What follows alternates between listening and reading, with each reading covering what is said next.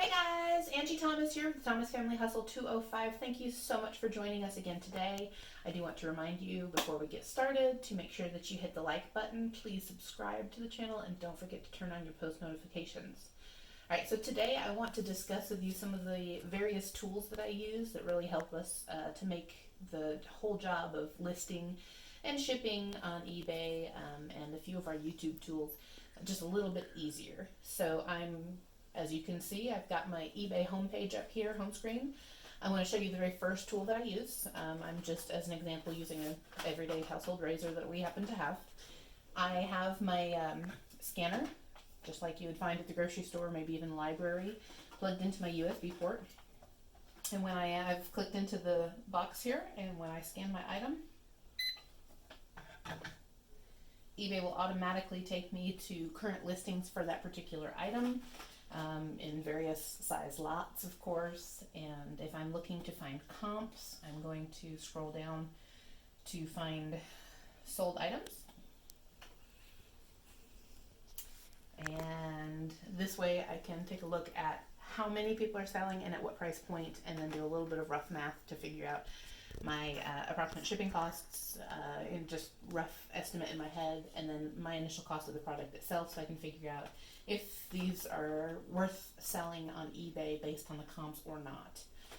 So after we get our product listed and it's time to ship it, I've got a multitude of different tools that I use for this part actually. First, I always make sure to enclose a thank you card in each and every one of my packages. On the other side, it does remind everybody about leaving feedback, and it also lists all of my various social media and eBay contact information. So I always bag up my items with my thank you card, and I happen to have a multitude of different color packaging that I have actually gotten. These are all poly mailer, bubble mailers. But seriously, how much fun are these when you get this in the mail? To be honest, it makes your day just a little bit more exciting. So these are just a few of the different sizes. These two are the same, these two are the same, and this is different, that I have purchased from Amazon. I'm going to have some links in the description of the video down below so that you can find these items on Amazon as well if you're interested. But I've even gotten my other packaging items on Amazon too, so that I can have a surplus of different shipping equipment and necessities rather.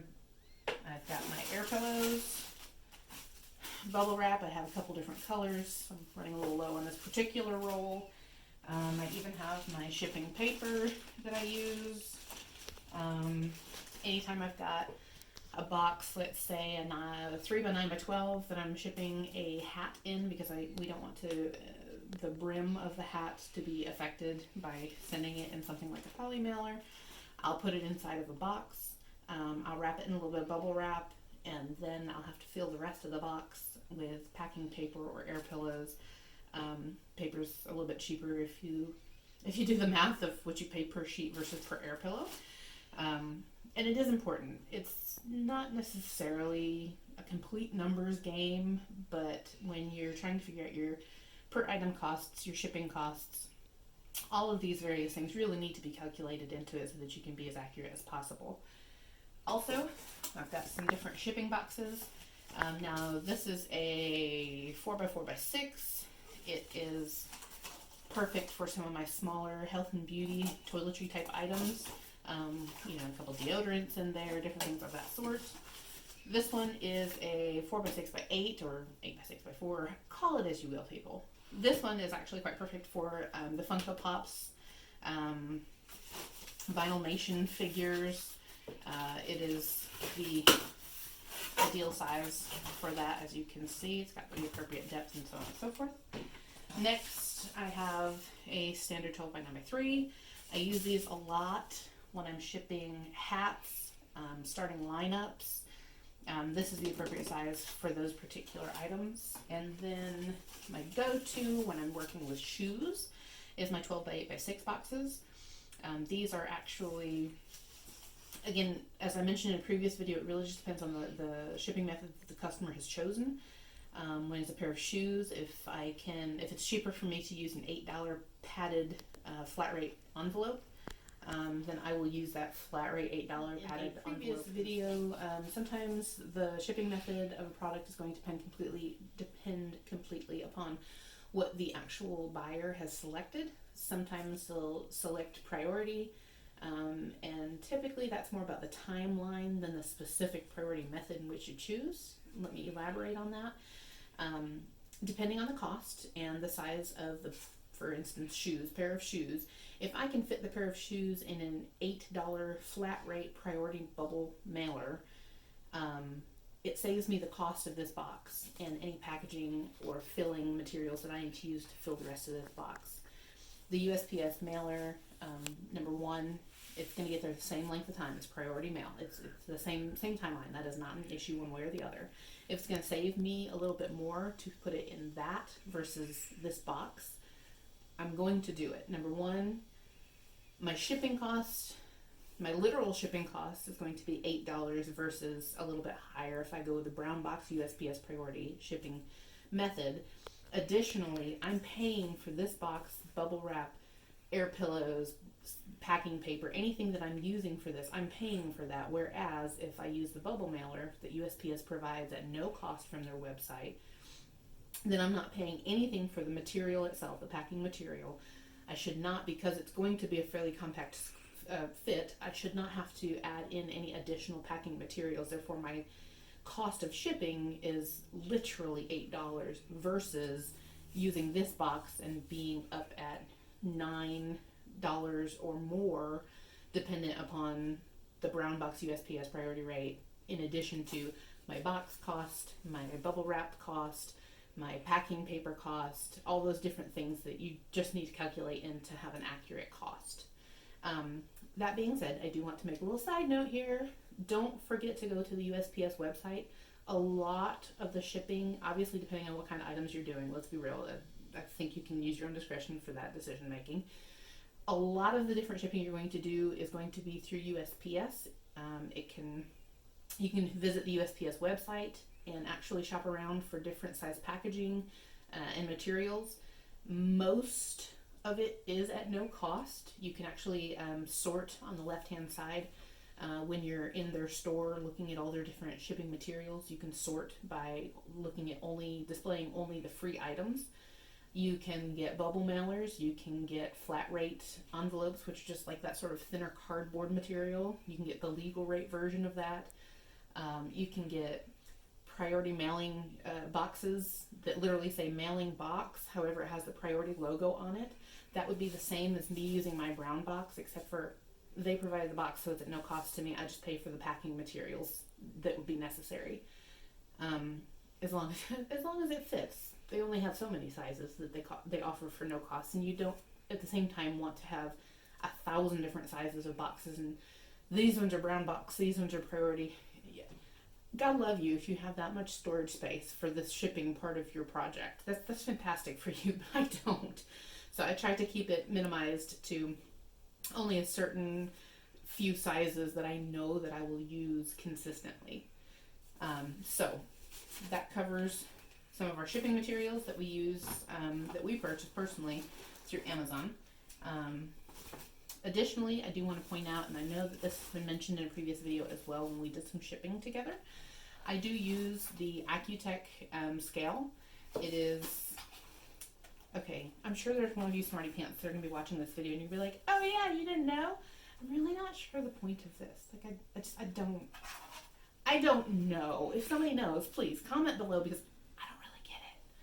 point is, scale works perfectly. You can zero it out if need be to get it reset. If you need to, you can go to kilograms instead of pounds. That's cool, whatever.